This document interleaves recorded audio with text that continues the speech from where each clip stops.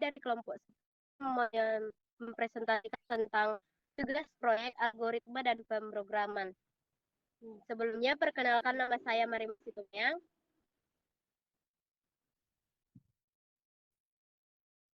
Saya Ayu Aulia. Di mana pengolahan data yang kami ambil adalah merupakan bagian penting dalam statistika, khususnya ketika data yang dimiliki berjumlah cukup banyak. Salah satu metode yang umum digunakan untuk menyederhanakan dan menyajikan data numerik adalah distribusi frekuensi. Metode ini memungkinkan data disusun ke dalam kelas interval sehingga lebih mudah dianalisis dan diinterpretasikan. Konsep distribusi frekuensi ini dapat diterapkan melalui pembuatan program komputer. Oleh karena itu, analisis distribusi frekuensi terhadap data berat badan, responden, dan kumpulan melalui Google Form yang kami berikan, data yang digunakan merupakan data nyata dari mahasiswa, sehingga hasil analisis yang diperoleh dapat dipertanggungjawabkan. Nah, tujuan proyek ini adalah untuk menerapkan konsep algoritma dan pemrograman dalam mengolah data statistika, khususnya distribusi frekuensi, serta mengimplementasikan menggunakan bahasa pemrograman C++. Nah, kemudian di sini ada include stream yang merupakan input dan output, include image yaitu untuk merapikan tampilan tabel, include string untuk mengolah teks, include image yaitu untuk fungsi matematika seperti logaritma 10 dan CEL. Kemudian ada using namespace std agar tidak perlu menulis std secara terus-menerus. Kemudian ada n, di mana n itu sama dengan 30 yang merupakan data mahasiswa. Kemudian di sini dimasukkan in tinggi 30 yang merupakan 30 data dan berat dari 30 data berat badan, di mana array digunakan untuk menyimpan 30 data ataupun 30 angka sekaligus. Kemudian dilanjutkan oleh teman saya, Syahrul.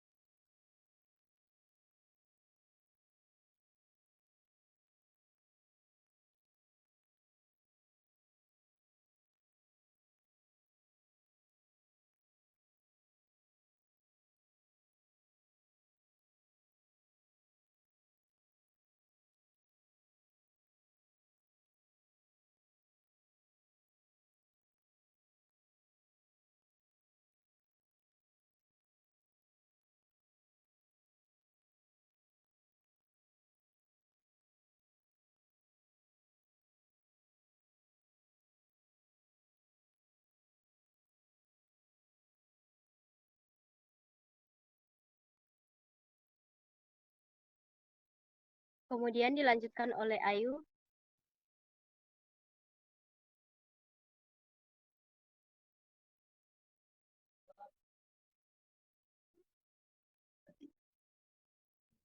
Program mulai mengolah data yang sudah dimasukkan untuk dibuat menjadi tabel distribusi frekuensi. Proses ini itu dilakukan 2 kali, yaitu untuk tinggi badan dan berat badan, tetapi caranya itu sama. Nah, yang pertama itu kita ada menentukan nilai terkecil dan terbesar. Nah, pada program ini itu, pada bagian ini, langkah pertamanya kita mencari paling kecil dan paling besar dari seluruh data mahasiswanya. Jadi tujuannya ini supaya program tahu batas awal data dan batas akhir data. Nah, dari sini itu kita bisa menentukan rentang data keseluruhan, misalnya dari tinggi, terendah, sampai tertinggi.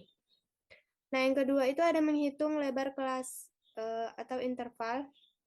Jadi kita setelah tahu nilai terkecil dan terbesar, program membagi rentang data tersebut ke dalam beberapa kelompok atau kelas. Lebar setiap kelas itu ditentukan dengan cara mengurangkan nilai terbesar dengan nilai terkecil, lalu membaginya dengan jumlah kelas.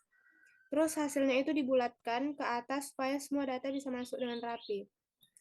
Nah, inilah yang membuat muncul kelompok seperti 150 sampai 155 ataupun seterusnya.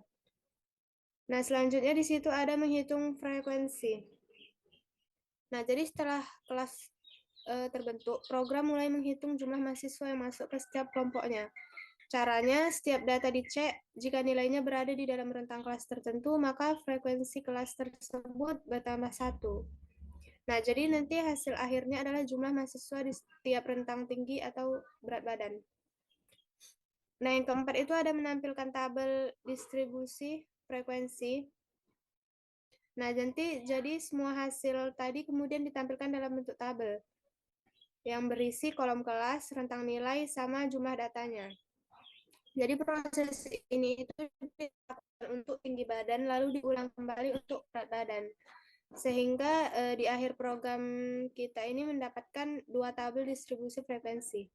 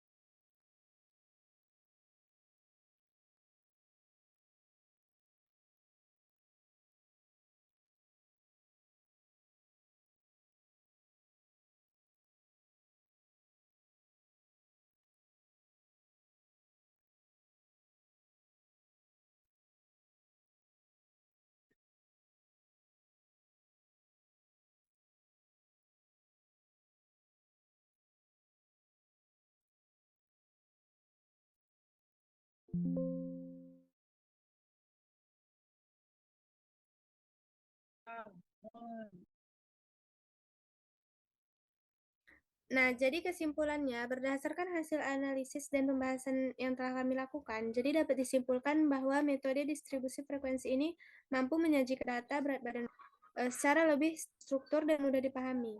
Jadi data yang awalnya sulit dianalisis dan dapat dikelompokkan ke dalam kelas-kelas interval sehingga pola penyebaran data itu menjadi lebih jelas. Nah, program distribusi frekuensi yang diimplementasikan ini menggunakan bahasa pemrograman C++. Jadi kami berhasil mengolah data berat badan responden sebanyak 30 data. Program mampu melakukan proses input data, menentukan jumlah kelas menggunakan rumus Burgess, menghitung interval kelas, serta menghitung dan menampilkan frekuensi pada setiap interval dengan benar. Nah, jadi hasil ini diperoleh menunjukkan bahwa penerapan algoritma dan pemrograman dapat digunakan secara efektif dalam menyelesaikan permasalahan statistika dasar. Jadi dengan demikian pembuatan programan distribusi frekuensi kami ini menggunakan bahasa C++ tidak hanya membantu dalam pengolahan data, tetapi juga meningkatkan pemahaman mahasiswa terhadap konsep algoritma pemrograman dan statistika secara terpadu. Cukup sekian tampilan dari tugas proyek kami. Kami akhiri. Terima kasih. Audio Jungle.